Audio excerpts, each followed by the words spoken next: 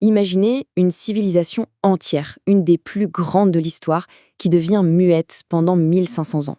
Ses histoires, ses connaissances, toute sa culture, enfermée dans des symboles que plus personne ne comprend. Aujourd'hui, on va plonger dans le récit incroyable du déchiffrement de cette langue perdue, une des plus grandes aventures intellectuelles de tous les temps. Et voilà l'objet au cœur de toute cette histoire, la fameuse pierre de Rosette. Ça n'a l'air que d'un morceau de stèle, mais en réalité, c'était la pièce manquante, la clé qui allait permettre de percer un mystère millénaire. Sans elle, l'Égypte ancienne serait probablement restée une énigme.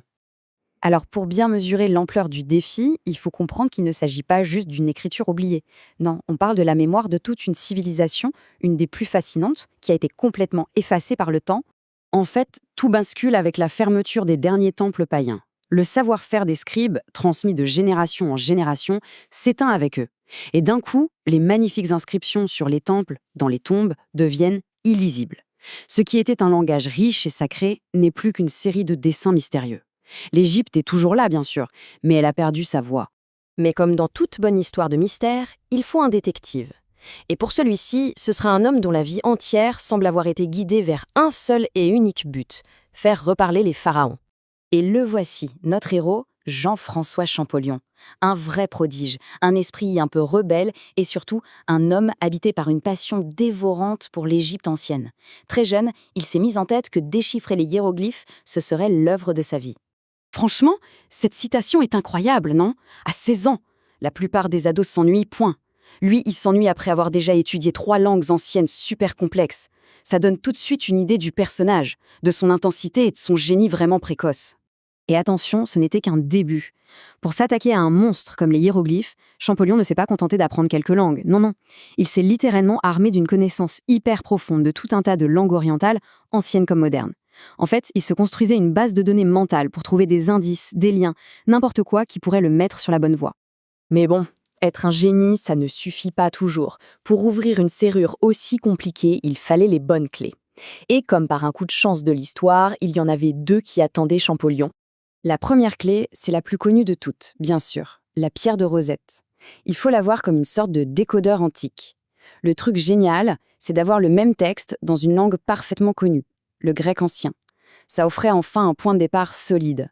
C'était la toute première fois qu'on avait non pas juste des dessins mystérieux, mais un vrai texte avec sa traduction juste à côté. Et puis, il y a la deuxième clé.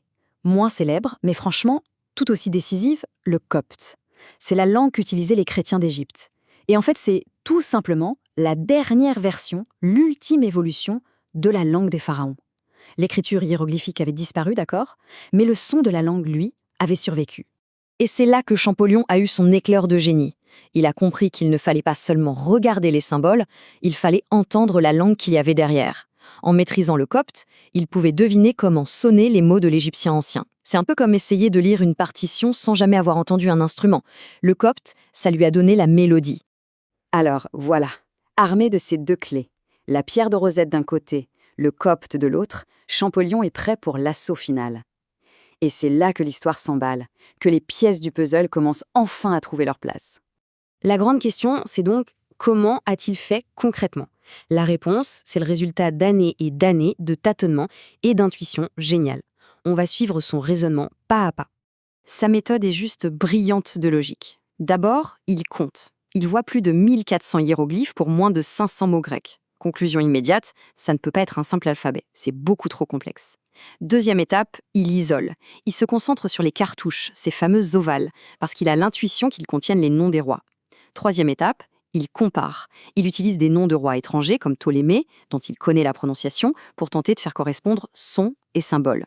Et enfin, le test suprême, est-ce que ça marche aussi avec de vrais noms de pharaons purement égyptiens? Tout commence avec ce nom, Ptolémée. Grâce au texte en grec sur la pierre, Champollion sait exactement où se trouve le nom Ptolémaios dans la partie en hiéroglyphe.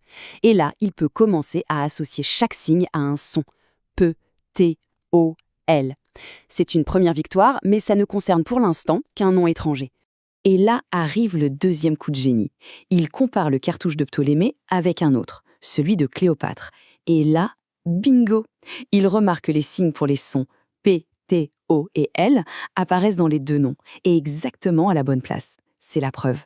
Au moins pour les noms étrangers, les hiéroglyphes peuvent être phonétiques. Chaque signe représente bien un son. Mais il restait une énorme question en suspens.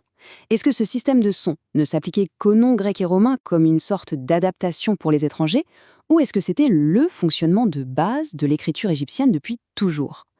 Pour le savoir, une seule solution, tester son alphabet naissant sur des noms 100% égyptiens. Et on arrive au moment décisif, le 14 septembre 1822. Champollion travaille sur des copies d'inscriptions du temple d'Abou Simbel. Il tombe sur un cartouche avec un signe qu'il ne connaît pas, suivi de 2 signes qu'il a déjà identifiés, 2 S. Le premier signe, c'est le soleil. Et là, sa connaissance du copte fait tilt. Il sait que soleil se prononce Ra. Il assemble Ra, S, S, Ramsès. Il vient de lire le nom d'un des plus grands pharaons de l'histoire. Ça y est, le code est cassé. La légende raconte qu'après cette découverte, il a couru chez son frère, a crié cette phrase mythique « Je tiens l'affaire », avant de s'effondrer, complètement terrassé par l'émotion et des années de travail acharné.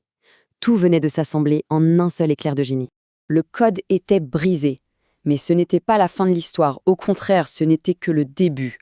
La découverte de Champollion, ce n'était pas un point final, c'était la porte d'entrée vers tout un monde qui était resté silencieux pendant des siècles. Et il n'a pas perdu une minute. Quelques jours à peine après sa découverte, il présente officiellement ses travaux. Cette publication, la fameuse lettre à Monsieur Dacier, est considérée aujourd'hui comme l'acte de naissance d'une toute nouvelle science, l'égyptologie. Pour comprendre à quel point sa découverte a tout changé, il suffit de lire cette citation. Elle vient de son plus grand rival, le savant britannique Thomas Young. Même lui, qui avait fait de belles avancées de son côté, admet que la méthode de Champollion est la bonne et qu'elle est définitive. C'est une reconnaissance totale. Parce qu'au final, il faut bien comprendre une chose, Champollion n'a pas juste résolu une énigme, il a rendu leur voix aux anciens Égyptiens. Pour la première fois depuis plus de 1500 ans, on pouvait lire leurs poèmes, leurs lois, leurs prières, même leurs lettres d'amour. C'est toute une humanité qui revenait à la vie. Et c'est là que la science de l'égyptologie est vraiment née. Et cette aventure incroyable de Champollion, elle nous rappelle que notre passé est encore plein de secrets qui n'attendent que d'être découverts. L'énigme des hiéroglyphes est résolue, oui, mais combien d'autres écritures, combien d'autres civilisations attendent encore leur propre Champollion pour enfin nous raconter leurs histoires? Le voyage dans le temps, en fait, ne fait que commencer.